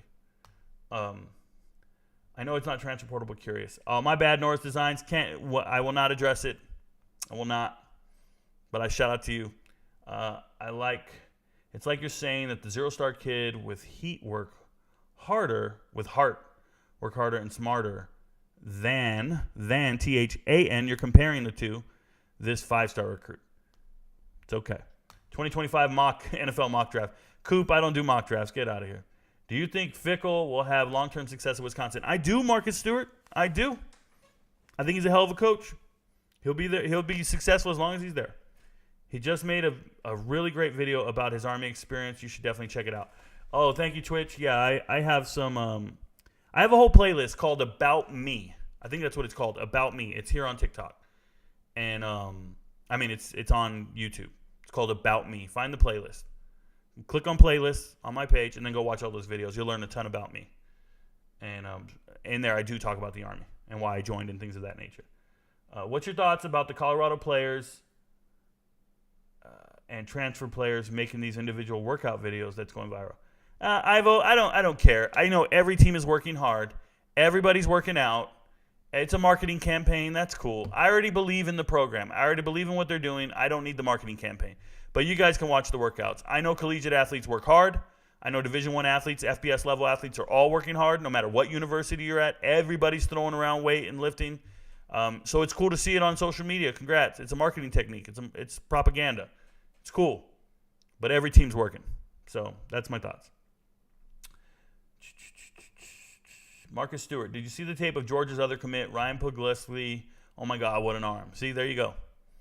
Don't be jealous of their quarterbacks. These guys change their minds all the time, and one guy will transfer out eventually. If Prime bring in GOAT 42, when you're saying too many, TOO. You're missing one O there. If he brings in too many big names, can it go good or go bad for Colorado? Well, GOAT 42, having too many good players is never a bad thing. You want as many good players as possible. Trust me. You want as many good players as possible. Shout out to every team stacking talent. Do you remember Donald De La Hoya out of UCF? I do not, Coop. I do not. Just say destroying. There you go. What school do you think produces the best running backs?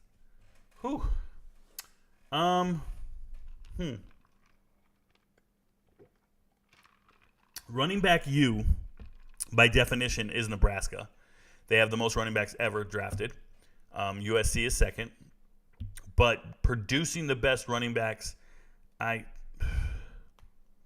think it varies, and it can't just be one university because running back coaches move all the time.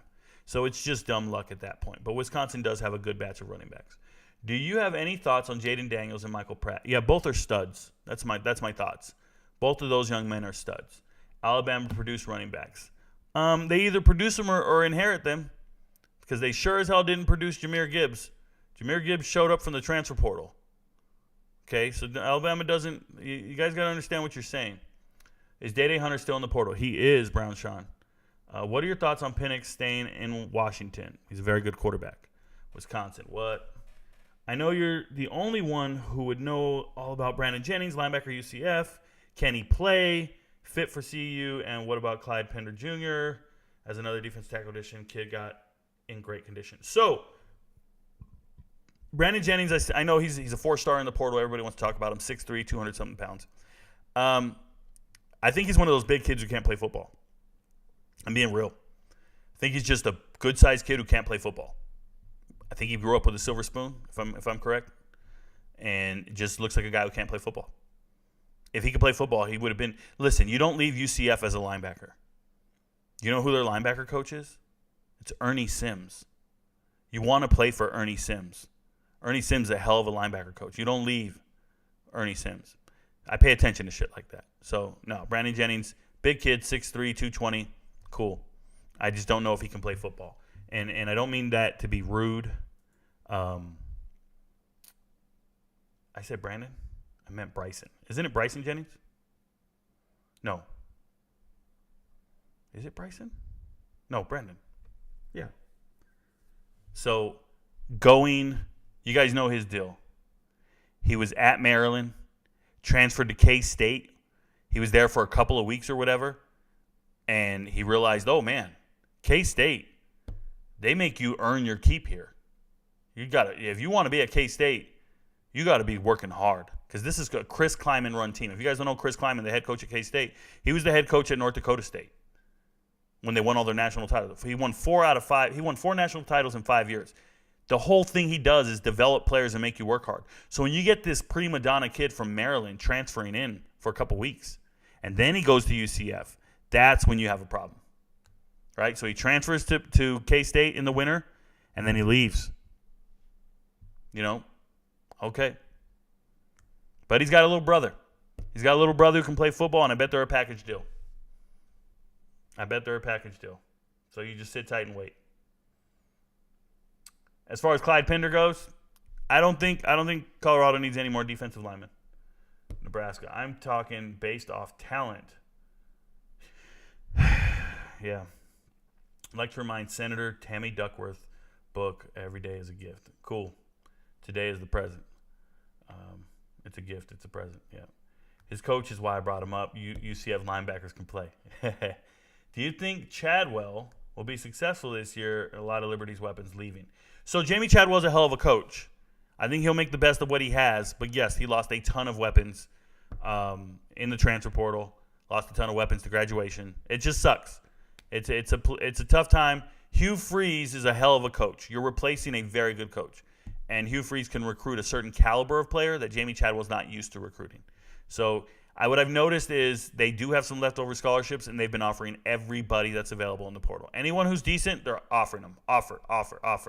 And so when you see that many offers out there like that, you know they're hurting to just find anybody to fill up their 85. So I don't know. I don't think the first year is going to go well, but more power to them. What team do you think has the best chance to exceed expectations? Well, Gabe, it all depends on what expectations you have of them. My biggest one is going to be Colorado, but there are other examples of exceeding expectations based upon wherever you might be looking at a team and going, hey, I don't think they're very good, right? Like I think Maryland has a chance to exceed expectations if you don't think very highly of them, or Duke. It all depends on what teams you don't value. Like Oklahoma State can have a good year. If you think they're going to be shit, only win 4 games, Oklahoma State can exceed expectations. It all depends on what you are expecting. I saw your videos again this morning. Keep watching them, Cindy. What are your thoughts on Craig Young, linebacker at Kansas? He transferred from Ohio State last year. Kansas program was doing good. Kansas has a huge upgrade in talent on their roster. I don't care if a kid came from Ohio State or Bowling Green. Don't care.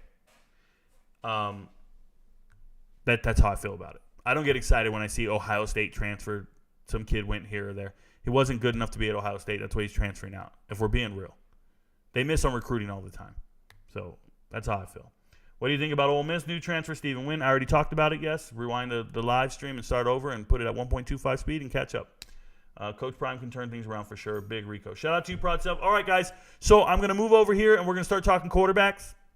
And then I'll get back to the chat. So you can keep writing your questions. I'll get back to you. But we're going to move and start talking about the quarterbacks that are left in the transfer portal. We've already been here for 84 minutes. So I want to at least get to the topic of the show today, which is quarterback. So let's go ahead and look, and I'll let you guys know any updates we have. So Harrison Bailey here. Harrison Bailey is still in the portal. No update for Harrison Bailey. I think he's very prideful, being 6'5", 225, having gone to Tennessee, having gone to UNLV. I don't think he wants to tell anybody that his only offers are FCS level because he's not updating his Twitter anymore. He's not updating anything. No one's talking. And I think it's one of those moments where the kid needs to come to grips with the fact that he is not a Power 5 capable player. Now, if he thinks he's an FBS level quarterback, he's going to make the foolish decision to sign with another team because somebody's going to offer him. I think it's just wasting eligibility. Just wasting eligibility. 1.5. I said 1.25. Why does he speak so fast? Shout out to you, Matt Agnew. So, next quarterback is, I thought it was Isaiah Knowles. But Caleb Johnson there, they have him going to Ole Miss. I was going to, let me go back and look. I have some notes here from last time we talked about him and something I said to you guys. So, Caleb Johnson, he redshirted this year at Louisville. So, he's got 4 years of eligibility left. And what I wrote to you guys was, Caleb Johnson has 3 offers. Now, they have him going to Ole Miss. I don't see why he would go to Ole Miss. I just don't. 6'2", 200 pounds. He has other offers. And those offers are Western Kentucky and South Alabama. But they have him 100% to Ole Miss. They miss all the time, by the way. They get it wrong all the time. But I don't think he should go to Ole Miss. I think he's going to struggle to see the field at Ole Miss. So why do that to yourself? Go to Western Kentucky. Austin Reed graduates this year. He's gone. Go put up a ton of yards for Tyson Helton. That's what you should do. My recommendation. Isaiah Knowles. Guys, he signed somewhere. Got an update. He's going to Albany State in the FCS. Isaiah Knowles going to Albany State in the FCS. Congratulations to him. Leaving Navy. Getting to continue his career. I didn't think he was going to stay at the FBS level. Obviously, I told you guys that last time. And here he is. He got himself a spot. Peter Costelli. I said this is the top player in the transfer portal as far as talent goes. This guy ran a 10,800 meters in high school. He's a quarterback with real speed. Started his career at Utah. Couldn't see the field at Utah. Left after 1 year because he lost out to Cam Rising. Then he goes to Troy. Couldn't beat out the 2 guys at Troy. But he wants to play, and he's tired of transferring. Well, guess what, guys? He transferred. And he went to Northern Colorado. Now, Northern Colorado, their head coach was McCaffrey, Ed McCaffrey. He got fired. And you know McCaffrey. And his son was the quarterback. They're both gone. So they go and hire Ed Lamb. They like Eds. Ed Lamb used to be the head coach there for like 7 years at Northern Colorado. Ed Lamb's been the special teams coordinator and an assistant coach at BYU for the last 7 years. So Ed Lamb going back to Northern Colorado, place he was once, Big Sky, Big West, whatever they were. They were great at the FCS level for many years. And he's back there, and he's got himself a stud quarterback. Peter Costelli is at Northern Colorado. When you hear about Northern Colorado beating teams, just know that they got a beast of a quarterback, a former 4-star, very high 4-star guy. Very high. He's like one of the highest guys, not a 5-star. Peter Costelli. Now, I'm going to tell you, they missed on the recruiting. He's not a 4 or 5-star guy. That's why he's over there. But he made it. Michael Alamo, Purdue. He actually has offers. I had to go look them up. He got offers just 3 days ago. So he's finally got offers. I said he should go to Rutgers. Not quite. His offers, he does have an offer from Kent State. Okay, he does have an offer from Kent State. And he has an offer from Missouri State, the FCS. So there you go. Former 4-star kid. He's from Jersey, but he's got those offers there. Before I move on, I'll go back and check the chat here. Let's go. You want me to send you a bot that will queue up questions so you'll be able to respond to live chat? Prod Self, I don't know anything about that, brother. I'm just here talking. Campbell beating North Paulding tomorrow. I got money on it. Okay. No, the reason I don't need a bot with the questions, live questions or whatever, I just do it like this because I'm actually looking at multiple monitors when I talk to you guys. I'm not just staring at my camera. I'm looking at my phone. I'm looking at it all over the place. So It's weird for me to handle live chat. I have live chat on another monitor. That's why I'm always looking over here to read it. So a lot of difficulties there. I apologize. Any thoughts on NLRB decision on college athletes being employees that came out today? Oh, I didn't look into it, David Carr. How many games is Clemson winning this year? Curious to hear if you think they have a playoff shot. John Chen, I haven't guessed how many games they're going to win this year. I think they have a playoff shot, yes. You think Rocky Lombardi is going to have a good year at NIU? I think NIU is going to have a terrible year. So, however you want to look at that. NIU lost 6 running backs to the transfer portal. They lost their running backs coach to Minnesota. NIU, I think, is a sinking ship. I think they lose to Southern Illinois at the beginning in week 2, and I think their season goes downhill from there. Hopefully Rocky plays as good as he can. Keelan Marion, thoughts? Going to BYU, good wide receiver out of Georgia, was at UConn, their leading receiver in 2021. It's a good player. Thank you for your service. Thank you, Snap Happy. Random thought, USF, green helmets are fire. Some better be fire because their play isn't. All right, let me go back to the list here. So they got James Foster right here. James Foster, former Texas A&M kid, transferred. He's actually originally from Alabama, but he transferred from A&M to Charlotte, gets to Charlotte, and could not beat out Chris Reynolds, their 5-year starter. So James Foster is just a 4-star kid in the transfer portal right now. He's not good enough to start at Charlotte, which was one of the worst teams in the FBS. He's an FCS talent kid. He's FCS all the way. So go where you need to go. Logan Smothers. No one has offered Logan Smothers. They said he was a 3-star quarter or a dual threat quarterback. He was at Nebraska for 2 years. I checked his stuff, man. That guy's just sitting there on Twitter. Guy's just sitting there on Instagram with his girlfriend. He's not. I see no offers. See none. Grant Gunnell, he's already committed. All-time leading passer in Texas prep history. He's at Sam Houston State for his final year. We'll see what he can do. He's supposed to try to be the starter. Micah Bowens. Remember Micah Bowens? He was at Penn State, went to Oklahoma. He does have 2 offers. Micah Bowens has 2 offers. He's got 3 years of eligibility. He graduated college in 3 years. He's a grad transfer with 3 years of eligibility. But his 2 offers are Charlotte and Southern University, the Jaguars, FCS. So those are his 2 offers. He's probably waiting for better offers. Peter Delaporte, there's nothing new to report. Still no offers, just sitting out there chilling.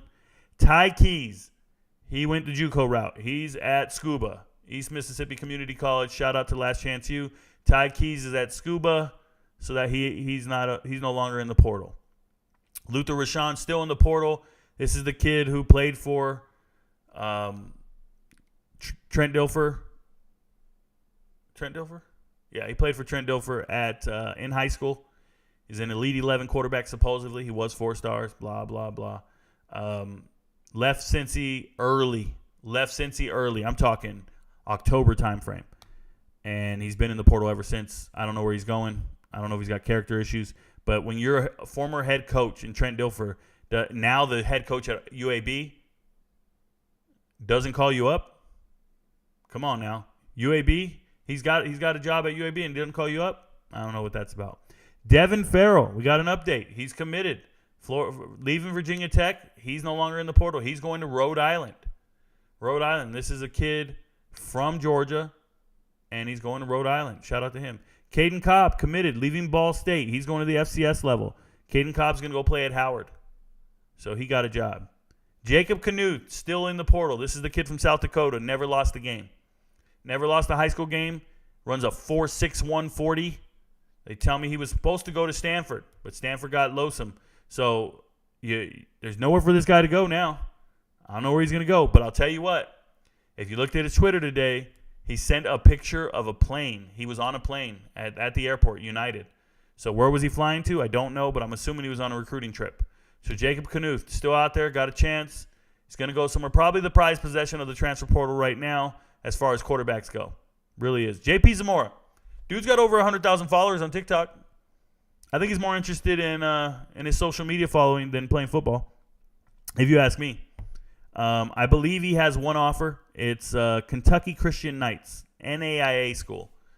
So this is a dual-threat quarterback from Washington, went to Washington State, his dream school, could never see the field, and nothing else happened from there. Keelan Brown, he won a couple state titles out of Zachary in Louisiana. Won a couple state titles in high school. Went to Memphis, couldn't start. Went to Georgia State, couldn't start. Still has 3 years of eligibility left. Where's he going to go? Don't know. No update. Richard Torres already committed to UIW. He's going to Incarnate Word. This is that one kid. He skipped he didn't skip. He didn't play his senior year in high school. He was injured. He had a season-ending injury. Richard Torres, only Texas recruit in that Nebraska class from 2022. That was the only kid from Texas to go up to Nebraska. Now he's back at home. He's playing for Incarnate Word in the FCS. So he'll be there for the next 4 years. Probably won't start this year. They have some good quarterbacks, but from then on, he's got a chance. Taj Bullock, he just signed. Where did Taj Bullock sign? We talked about this the other day. Where did he sign? Somebody came in here and talked to me about it. They asked me, hey, do you know who Taj Bullock is? And I was like, yeah, I know who he is. Oh, he signed at Akron. So Taj Bullock signed at Akron, and congratulations to him. Braylon Braxton's not in the transfer portal. He's the starting quarterback for Tulsa. Drew Carter, no update on Drew Carter. Jordan Smith actually moved to safety. No update on Jordan Smith. He moved to safety. I don't think he's going anywhere, or I don't know who's going to sign him, but he's a defensive back. Dustin Fletcher has offers. 2 offers. Delaware State, Alabama A&M. Okay. Hampton Fay. This one's crazy. Hampton Fay's not in the portal, guys. Hampton Fay moved to safety. He's 6'5", 210. Moved to safety, and he moved to tight end while he was at Michigan State, trying to make the team. Well, he's a tight end now, and he signed to Oklahoma. He's in Oklahoma's transfer portal class. Hampton Fay is at Oklahoma right now. He's a Texas kid, so he's not a quarterback in the portal. Joe Humphreys, I have from Kentucky. I went to his Twitter. He's got his phone number on his Twitter, y'all. He wants someone to call him. He needs an offer. He was 4th string at Miami of Ohio. 4th string at Miami of Ohio. Somebody call him. But you got to be realistic, bro. Yeah, I don't think anybody from the FBS is calling you. I don't know if anybody from the FCS is calling him. I almost called him. If I'm being real, I almost called him. All right, the names repeat. The names repeat. Let me keep going down. I want to see. Chase Wolf. If you don't know who Chase Wolf is, he actually started the bowl game for Wisconsin this year. Graham Mertz jumped in the transfer portal, and Chase Wolf started the bowl game. He was his 5th year. He's not coming back for his 6th year. I don't know what he's going to do, but he left school. As soon as they hired Luke Fickell, he left school. Guess he's waiting for an offer somewhere. William Haskell. This was a 5-star, or not 5-star. This was a 4-star guy. He had 4-star talent. Some guys gave him 4 stars. He was getting recruited by all the Power 5 schools, and he chose San Diego State instead. And he's at San Diego State, and the way it goes is this. They put him in the game. Brady Hoke, the head coach at San Diego State, tells him to throw a certain pass, tells him to do a certain play. And William Haskell changes the play. Doesn't do what he's supposed to. Doesn't put the ball where he's supposed to. Hands off the ball 3 more plays, and they take him out of the game, and they never put him back in. They put a freshman in, and he never got to play anymore. And he had some meetings with the coaches, and Brady Hoke just came out and said, hey, look, man, we've had 12 weeks of practice with this kid, and he doesn't put the ball where it's supposed to. He needs to learn, and that's it. They don't trust him. He's not an extension of the coaching staff, and guess what he does? It's September, bro. Go to practice, work hard, earn your stripes, do your stuff. No, he quits and leaves the team. He's been in the portal ever since. He's been in the portal the whole time. Great talent. But are you kidding me? You don't want that guy on your team. The guy you want on your team is Carl Richard, right below him. Carl Richardson, he signed. Hey, he did what he had to do. Carl Richardson, I had to go look this up, you guys. He's going to play at University of Wisconsin Platteville. University of Wisconsin Platteville. This is a guy who went 3 for 9 for 39 yards with 1 interception. That's what he did in his 4 years at Northwestern. I'm going to say this again. 3 for 9, 39 yards, and an interception. But he's going Division III, and he's going to be the starting quarterback, graduate transfer. Dontrell Jackson, you'll never see him play football again. I don't care what they say. Dontrell Jackson, true freshman this year, redshirted. He's from Chicago. He March 27th, gets arrested. Drugs, gun charge. All right, so he had some weed. He was selling guns. Why? I'll never know. His dad was a high school coach or is a high school coach in the Illinois area. He also played quarterback at Ohio University. But Dontrell Jackson, you get arrested. He got out on bail, and then he entered the transfer portal because he got suspended from the team indefinitely. Yeah, you got to go, bro. Zach Roseman, unfortunately, remember what I told you guys?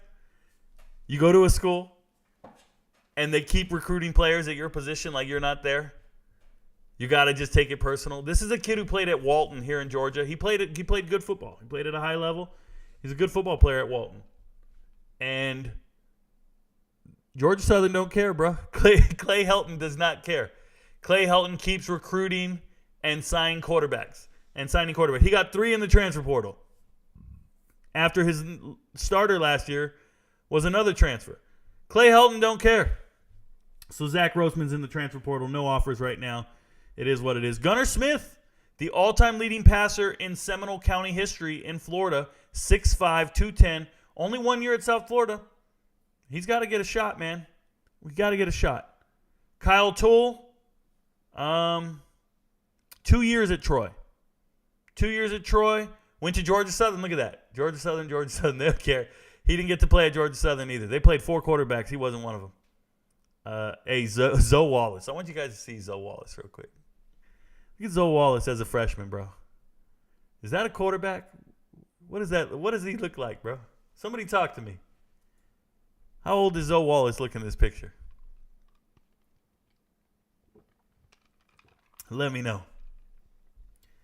That dude's been at North Carolina for a while. Look how old he is. I just thought it was funny. Let me scroll that back.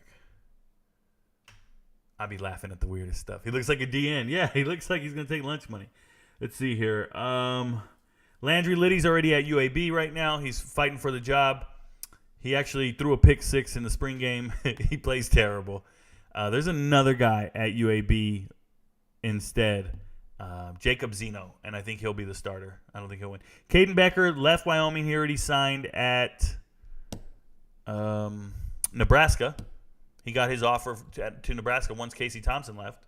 And Bishop Davenport actually was a good quarterback at Utah State. I remember he came off the bench to beat Colorado State. So, look, guys, I've gone down this list. Slim pickings, bro.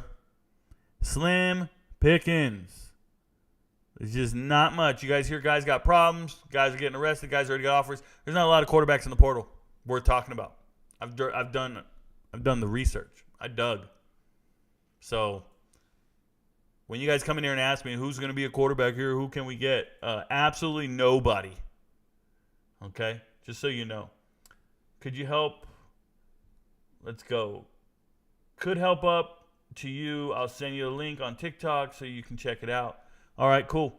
Do you think Kentucky over-under being set to 6 is super low? I feel like they're a 9 to 10 win team to me. Smokes by Corey and Trevor. Are you a Kentucky fan? Because that sounds like a Kentucky fan thing to say. I bet trying to talk to you about what you're talking about, but by the time you get down to it, it's way past the conversation. You get broad self. I know the deal. So many good players from North Dakota coaching in South Dakota sometimes. South Dakota State, North Dakota State. Be very clear. North Dakota and South Dakota, 2 different universities. Oh, you're talking about the states themselves, the players from there? There's not that many good players from the states. There's not. In comparison, there's just not. Not even per capita. Mm-mm. Running back Frank Gore Jr. of Southern Miss. How come he not getting any credit and preseason recognition? Ivo, he's just not very good. He's just not very good. He ran really well in the bowl game, but when you look at him statistically, when you look at him athletically, he's not upper echelon. He doesn't warrant any preseason recognition of any sort that I'm aware of. Now, he's not in my top 30 running backs. Trevante Sylvester decommitted, and since he visited CU earlier, he's probably favored to join them. But Amari Ward from JSU is 2. CU has 13 offensive linemen, usually have 15. Who would you take of the 2? Well, of the 2, you would take Sylvester. He's got a lot of years of eligibility left. He's still young. I'd imagine he's got some rapport with Alton McCaskill. But, yeah, you take Sylvester. Sylvester's probably a target for Missouri as well. Looks like a defensive end. Oh, the quarterback. Yeah. I still can't believe Rico knows of the high school coach Fred Petito. Impressive. True. Thank you very much, Mike. Yeah. I only see Gunner as an option. Okay, man. Nah, man. I'm an Ohio State fan. Oh, okay, you're an Ohio State fan. Yeah, so Kentucky winning 10 games sounds crazy to me, but let me go look it up. Let me pull up their roster. Kentucky football schedule, and let's see what they do. I've already looked at this before, so let me move my way out, and let me see what we're talking about here. Kentucky announced the schedule for 2023. You said they're going to win 10 games? Win. Okay, so they have the easiest schedule of all time. These are terrible games right here. This is easy. 1, 2, 3, 4, 5, 6, 7. I count 7 to 8 wins max. 7 to 8 wins max for Kentucky. So you said they got 6? Take the over on the 6. If it's 6, take the over. If it's 6.5, that sounds exactly right. 6? Yeah. Yeah, that's where I'm at on that. All right, guys. Well, it was nice talking to everybody tonight. Thanks for being here.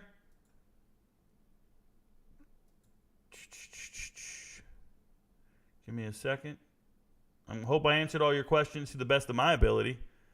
And I hope you guys learned something about the quarterbacks and whatever questions I answered. But if I didn't get to your answer and I didn't get everything, just remember, not everybody knows. But Rico knows. Do this for you. I do this for my mother, who's finally clean, no longer a fan. I do this for you. I do this for my sister, my wife and my kids, cause they part of the team. I do this for all the naysayers and haters who made me one of the greatest. I know it kills you inside, that's why I do this for you. I do this for my father, who I've only seen from time to time in my dreams. I do this for you. I do this for my mother, who's finally clean, no longer a fan. I do this for you. I do this for my sister, my wife and my kids, cause they part of the team. I do this for all the naysayers and haters who made me one of the greatest. I know it kills you inside, that's why I do this for you. I do this for the kids who sit a bit outside the mix, who maybe cope through humor just to fit in for a bit, who never let the world know when depression's setting in. To all of those who know you, that impression don't exist.